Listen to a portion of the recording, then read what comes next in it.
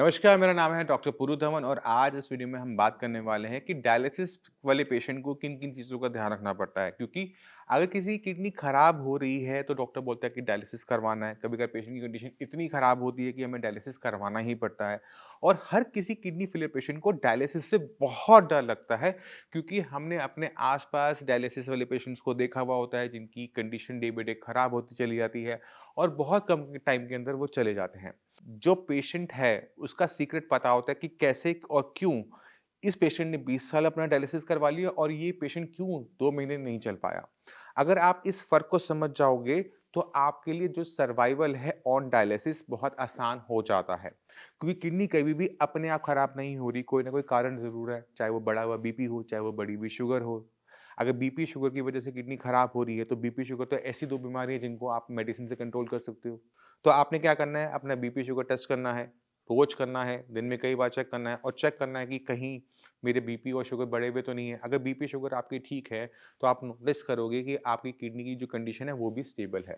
तो डायलिसिस की प्रोसेस को अब हमें समझना पड़ेगा। तो डायलिसिस में हम क्या कर रहे हैं कि खून को शरीर से बाहर निकालते हैं। एक मशीन में उसको हम लेके जाते हैं जिसे हम डायलाइज़र मशीन कहते हैं। इस मशीन के अंदर क्रेटिनिन, यूरिया और आपके शरीर में जो एक्स्ट्रा है, पानी अगर एक्स्ट्रा तो पानी है, नमक एक्स्ट्रा तो नमक निकल रहा है, वो सारी चीज़ें बॉडी से बाहर हो रही हैं। मगर जब गंदगी बाहर निकल रही है, तो साथ में कुछ अच्छी चीज़ें भी निकल जाती हैं, जैसे प्रोटीन है, विटामिन है, मिनरल है, मेडिसिन्स हैं, जो आप पूरे दिन में लेकर आए हो, सब की सब आपकी बॉडी से मशीन की वजह से बाहर चली जाती है। नॉर्मली किडनी ऐसा नहीं करती, बट मशीन की अपनी एक लिमिटेशन है, जिसमें वो अच्छी चीज़ों को भी बॉडी से बाहर निकाल रही है, गंदी चीज़ों के साथ-साथ। इसी वजह से हम देखते हैं कि हमारा पेशेंट जो है, वो day by day, dialysis by dialysis weak होता चला जाता है। तो ऐसा क्या करें कि पेशेंट का अगर हमें डायलिसिस करवाना भी है, तो पेशेंट का जो लाइफ है वो अच्छी हो, पेशेंट की बॉडी में ताकत हो, पेशेंट में चलने की ताकत हो। उसको अगर सॉल्यूशन मेडिसिन सोच रहे हो, तो आप गलत सोच रहे हो। इसका सॉल्यूशन सिर्फ एक है, वो है खाना। आपका फूड जो आप पूरे दिन में खाते हो। क्योंकि अगर आप हफ्ते में 2 बार डायलिसिस करवाते हो, तो जो आपने खाना खाया है 2 दिन में, वो तीसरे दिन निकल जाता है। अगर आप उसको कंपनसेट करते रहते हो, जो ताकत आपके शरीर से बाहर गई है, विटामिन, मिनरल्स, प्रोटीन जो बॉडी से बाहर गए हैं, डायलिसिस की वजह से उसे आप कंपनसेट कर देते हो, ठीक है। अगर आप उसे नहीं करते, तो क्या होगा कि आपकी बॉडी में से हर हफ्ते कुछ विटामिन, मिनरल्स कम हो जाएँगे, प्रोटीन कम हो जाएगा। और आपकी कंडीशन डे बाय डे खराब होनी शुरू हो जाएगी और इस बीच में अगर पेशेंट ने खाना खाना कम कर दिया तो और दिक्कतें बढ़ जाएंगी। तो हमें क्या करना होता है, खाने को रिच करना होता है। रिच मतलब विटामिन मिनरल्स भर के, प्रोटीन भर के। क्यों? डायलिसिस ने जो हमसे छीना है, हमने खाने से वो अपने शरीर में वापस डालना है। अगर जब तक पेशेंट ढंग से खाना खाता रहेगा, अपनी बॉडी में एनर्जी डालता रहेगा, वो पेशेंट डायलिसिस को लंबा टाइम सह लेता है। अब हमें ये समझना है कि कौन-सा खाना उस पेशेंट के लिए सही है और कौन-सा खाना उस पेशेंट के लिए गलत है। इन दोनों को आप समझ जाओगे तो काम बन जाएगा कि किडनी फेलियर का पेशेंट ये सोचता है कि मैं खाने पे कंट्रोल कर लूँगा, खाना टाइट कर दूँगा, मैं खाना कम खाऊँगा, मैं सिर्फ़ फ्रूट्स पे जीऊँगा, मैं सिर्फ़ वेजिटेबल्स खाऊँगा, वो पेशेंट जल्दी खत्म हो जाता है। तो पहली चीज़ आप क्या करेंगे? अपने खाने के अंदर प्रोटीन की मात्रा बढ़ाएँगे, क्योंकि वो मशीन आपके शरीर से प्रोटीन खींच लेती है। तो अगर आपके शरीर में प्रोटीन ही कम है, तो आपके अमीनो एसिड एंजाइम्स नहीं बन पाएँगे, जिसकी वजह से आपकी पूरी बॉडी वीक और वीक और वीक हर डायलिसिस पर होती रहेगी। अब आपने प्रोटीन खाना है, तो प्रोटीन हमें 2-4 जगह से मिलता है। या तो वो वेजिटेरियन प्रोटीन है, जैसे आपकी दालें हो गई, या फिर वो नॉन वेजिटेरियन प्रोटीन है, जैसे दूध हो गया, चिकन हो गया, फिश हो गया, मटन हो गया, ये भी प्रोटीन की आइटम है। तो कौन-सा प्रोटीन मेरे लिए अच्छा है, कौन-सा प्रोटीन मेरे लिए खराब है, ये भी किडनी फेलियर पेशेंट को पता होना चाहिए। तो अगर आप डायलिसिस करवा रहे हो, तो पहली चीज़ आपने ध्यान रखना है कि आपने प्लांट बेस्ड प्रोटीन का इंटेक बढ़ाना है। आपको अपने खाने में दालें डालनी पड़ेगी। तो कोई भी सब्ज़ी बना रहे हो, मान लो कि आपने गाजर मटर की सब्ज़ी बनाई, तो गाजर मटर के साथ अगर आप मूँगी धुली दाल ऐड कर दोगे, तो कोई दिक्कत है? कोई दिक्कत नहीं है ना? तो उसको ऐड करो। अगर इसमें थोड़े से काले चने ऐड कर दोगे, कोई दिक्कत है? कोई दिक्कत नहीं है ना? ऐड कर दो। क्यों? क्योंकि इसमें प्रोटीन चाहे कम है, बट वो प्रोटीन आपकी सब्ज़ी की जगह सब्ज़ी के साथ आपकी बॉडी की हेल्प कर रहा है, पहली चीज़। दूसरी चीज़ आपने क्या करनी है, दूध और दूध की बनी हुई आइटमों को थोड़ा-सा ऐड करना है। पर दूध जो है वो बिल्कुल लिक्विड होता है। अब पानी जो है हमें कम लिमिट में रखना है, क्योंकि डायलिसिस के टाइम में तो बढ़ जाता है। हम घर में बना हुआ छेना यानी पनीर वो लेंगे और कच्चा नहीं खाएँगे।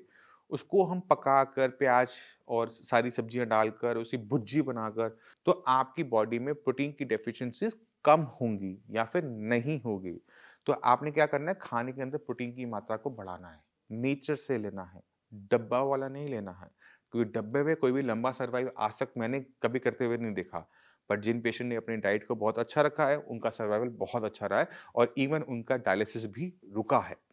तीसरी चीज़ आप जो अपने खाने में ऐड कर सकते हो और वो है आपके एग्स। क्योंकि एग एक ऐसा प्रोटीन है जो बॉडी में पूरा एब्ज़ॉर्ब हो जाता है। अगर आप एग्स खा रहे हो और कुछ नहीं खाते, तो स्टूल नहीं बनता। बहुत ज़्यादा स्टूल नहीं बनता, 3-4 दिन के बाद स्टूल आएगा। क्यों? क्योंकि वो पूरा का पूरे एग्स जो हैं वो बॉडी एब्ज़ॉर्ब कर जाती है। तो अगर आप नॉन वेजिटेरियन हो, एग्स खा लेते हो, भुर्जी बना के, पका के, कच्चा नहीं खाना, पका कर किसी चीज़ में डालकर उसका इनटेक स्टार्ट करना आप स्टार्ट करोगे, ब्रेकफास्ट, लंच एंड डिनर तीनों टाइप के खाने के अंदर कुछ ना कुछ प्रोटीन का हिस्सा ज़रूर होना चाहिए। अब इसका फ़ायदा कैसे होता है और कैसे इसमें डायलिसिस आपका कम हो जाता है, मैं आपको वो भी समझाने की कोशिश करता हूँ। हम क्या करते हैं, हम किडनी को ठीक करने के चक्कर में, क्रिएटिनिन को कम करने के चक्कर में अपने खाने-पीने को बहुत ज़्यादा टाइट कर देते हैं कि हम घिया, तोरी, टिंडा खा रहे हैं, मिलेट्स खा रहे हैं, सूखी सब्जियाँ खा रहे हैं। तो अब होता ये है कि जब हम ऐसा खाना खाते हैं जिनके अंदर न्यूट्रिशनल वैल्यू कम होती है, कार्बोहाइड्रेट्स नहीं है, प्रोटीन नहीं है, विटामिन नहीं है, मिनरल नहीं है, तो बॉडी वैसे वीक हो रही है, बीमारी ने और वीक किया, डायलिसिस ने और वीक कर दिया। तो ये तो पेशेंट के लिए जानलेवा हो जाता है। जब हम पेशेंट का खाना हाई प्रोटीन और बैलेंस डाइट रखते हैं जिसमें विटामिन मिनरल्स भर भर के हो, तो जो ताकत आपके शरीर को मिल रही है ना, वही ताकत आपकी किडनी को मिल रही है। अगर मेरी किडनी कमजोर है, मैं खाना अच्छा खा रहा हूँ, मन से खा रहा हूँ, मुझे स्वाद आ रहे हैं, तो किडनी को भी ताकत मिल रही है। किडनी को हम कह सकते हैं ना तब, बेटा काम कर लो। जब वो खुद कमजोर है, उसे खुद काम नहीं हो रहा, शरीर से काम नहीं हो रहा, तो किडनी को ताकत कहाँ से मिल जाएगी और वो काम कर जाएगी। तो आपने ये हमेशा याद रखना है कि जब आपका डायलिसिस स्टार्ट हो जाए, तो किडनी को माइंड से आउट, मैटर नहीं करता कि किडनी काम कर रही है, नहीं कर रही है। आपको ध्यान देना है अपने शरीर पे, अपने शरीर की ताकतों पे। आपके शरीर में कमज़ोरी किसी भी कीमत पे नहीं आनी चाहिए और उसका सॉल्यूशन सिर्फ़ एक है, वो है खाना, खाना और खाना। अगर आप इसके अलावा सोचते हो कि मैं मेडिसिन खा लूँगा, मैं मल्टीविटामिन मेडिसिन्स खा लूँगा, आप खाओ, कोई दिक्कत नहीं है। बट खाने को रिप्लेसमेंट नहीं है, नहीं है, नहीं है। आपको अपने आप को ये मेंटली प्रिपेयर करना पड़ेगा क्योंकि आप इस बात को समझने की कोशिश करो कि जितना मर्ज़ी बड़ा डॉक्टर क्यों ना हो, घर आकर ना वो रोटी-सब्ज़ी ही खाता है। दवाइयाँ नहीं खाता पेट भरने के लिए, ठीक है? तो मैं उम्मीद करता हूँ इस वीडियो में जो पेशेंट डायलिसिस करवा रहे हैं, उनको खाने की इम्पोर्टेंस के बारे में पता लग गया होगा। खाना खाने से कभी किडनी खराब नहीं होती, इसको माइंड में बिठा लो।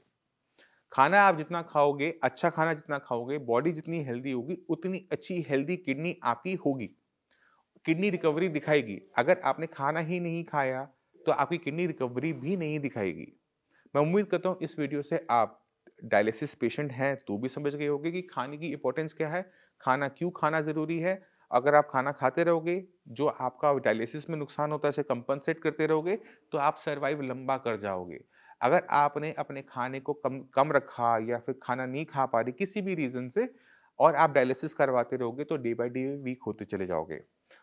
अब मैं आपको एक छोटा-सा ट्रिक बताता हूँ, जाने से पहले। तो आपकी डायलिसिस वाली कॉपी के अंदर ड्राई वेट लिखा जाता है। एक डायलिसिस से पहले वाला, एक डायलिसिस के बाद वाला। जो पहले वाला है वेट वेट का आप कह लो और डायलिसिस के बाद जो है वो है ड्राई वेट।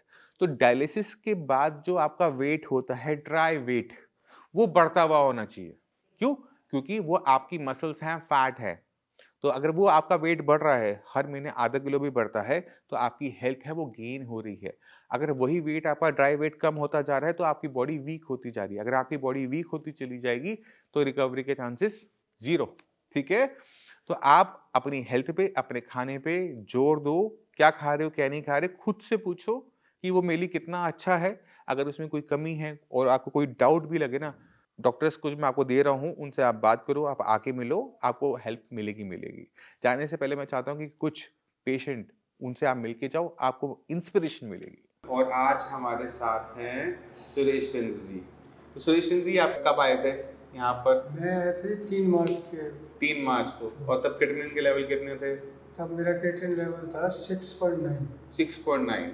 6.9 का मतलब होता है 7 के आसपास, और 7 के आसपास जो होता है 90% किडनी हमारी काम करना बंद कर चुकी होती है। अब आपका किडनी लेवल कितना आ रहा है? ये 15 दिन बाद तो आ गया था 3.1। फिर अभी 15 कितना दिन, है? फिर उसके बाद 15 दिन की मेडिसिन ली हाँ तो 3 पे आ गया। हाँ, अब मैं मेडिसिन मेरी चालू है अब 3 पे रुका हुआ है। और भी डाउन हो जाएगा। हाँ, ठीक है। तो इनका अभी जो करंट लेवल है वो 3 है, और 3 पर भी हम ये मान के चलते हैं कि किडनी 50% तक अभी भी काम नहीं कर रही। बट पहले 90 से 50 हम पे आया, तो 40% की किडनी की फंक्शनिंग हमारी सुधरी है। अब आपकी किडनी खराब क्यों हुई वो जानना भी इम्पोर्टेंट है। किडनी इनकी खराब हुई थी डायबिटीज़ की वजह से, ठीक है। डायबिटिक नेफ्रोपैथी कहते हैं जब हमारी किडनी डायबिटीज से खराब हो रही होती है। आपको आराम क्यों आया अब वो जानना जरूरी है। आपको आराम इसलिए आया क्योंकि हमने आपके डायबिटीज को काफ़ी हद तक कंट्रोल कर दिया। जब एक बार शुगर कंट्रोल में आनी शुरू हुई तो किडनी के पास अब बहाना नहीं था और ख़राब होने का डायबिटीज़ की वजह से, ठीक है। तो अब क्या हुआ कि जैसे हमने मेडिसिन दी तो लेवल्स आपके डाउन होने शुरू हो गए। अभी आपने कहा कि मुझे उम्मीद है कि और नीचे जाएगा, और मैं कहता हूँ कि मुझे उम्मीद नहीं है कि और नीचे जाएगा, क्योंकि किडनी के अंदर जो हिस्सा मरा हुआ है ना वो आगे भी मरा ही रहेगा। वो जिंदा नहीं होता, वो रीजनरेट नहीं होता।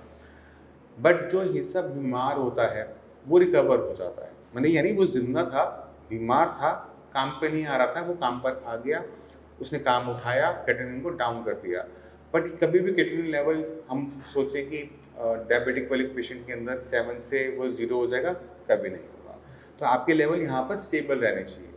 अब आपने क्या करना है, अपनी बॉडी पे काम करना है कि आपकी बॉडी में एनर्जी बनी रहे, ताकत बनी रहे। क्यों? क्योंकि अगर ताकत बनी रहेगी तो हम सारे काम करने लायक बने रहेंगे, ठीक है। छोटी मोटी जो आप गलती करते खाने पीने में, मैंने वो ठीक करवा दी है। कोई माइंड में कुछ पूछना है आपने? नहीं, बिल्कुल सही है। खुश हो? बहुत रिलैक्स है, बहुत रिलैक्स है। तब उस टाइम में दिक्कत क्या होती थी? उस समय बेचैनी रहती थी। एक दिन रात को हॉस्पिटल में भर्ती होना पड़ा। जब लेटता था तो लेटा नहीं जाता था, फिर बैठा रहता था। सूखी खांसी आ रही थी, सांस फूलती थी। सूखी खांसी। जैसे आपके शरीर में नीचे पानी भर गया पैरों में, जब आप लेटोगे ना तो पैरों का पानी निकलता है फेफड़ों में आ जाएगा। इसी की वजह से जब हम बैठते हैं तो हम ठीक होते हैं। जब पेशेंट लेटता है तो उसको घुटन महसूस होती है, एंग्जाइटी होती है, खांसी छूट जाती है, तो उस वजह से पेशेंट सो नहीं पाता। पैरों में पानी कभी भरा हुआ नहीं होना चाहिए। पैरों में पानी भर रहा है, उसको बहुत जल्दी ठीक करना पड़ता है। अगर इसको हम ठीक ना करें तो निमोनिया हो जाता है। निमोनिया में अगर हमारे लंग्स खराब हो जाए तो वो वेंटिलेटर की कंडीशन पे ले जाता है, और वहाँ से पेशेंट को निकालना बहुत मुश्किल हो जाता है। तो अगर किसी पेशेंट के अंदर किडनी खराब हो रही है और लंग्स खराब हो रहे हैं तो हमें लंग्स को पहले बचाना होता है, क्योंकि लंग्स बच गए तो इंसान बच जाएगा। किडनी के पास तो 2 ऑप्शन है, डायलिसिस का भी ऑप्शन है, ट्रांसप्लांट का भी ऑप्शन है। लंग्स के पास ये ऑप्शन नहीं होते, तो इसलिए हमें लंग्स को बचाना बहुत ज़रूरी होता है। तो अगर किसी पेशेंट के पैरों में पानी भर रहा है, लेटने में सांस में घुटन हो रही है, तो उसको बहुत तेज़ी से पानी को कंट्रोल करना पड़ेगा, फ्लो को कंट्रोल करना पड़ेगा, देखना पड़ेगा कि किस वजह से पानी शरीर में भर रहा है, उसे रिजॉल्व करोगे और प्रॉब्लम सॉल्व हो जाती है। और क्या दिक्कत हो रही थी? और तो ये पैर सूजे हुए थे। सही है। हाँ, बिना पैरों में स्वेलिंग के फेफड़े में पानी नहीं भरेगा। हाँ, बिल्कुल सही है।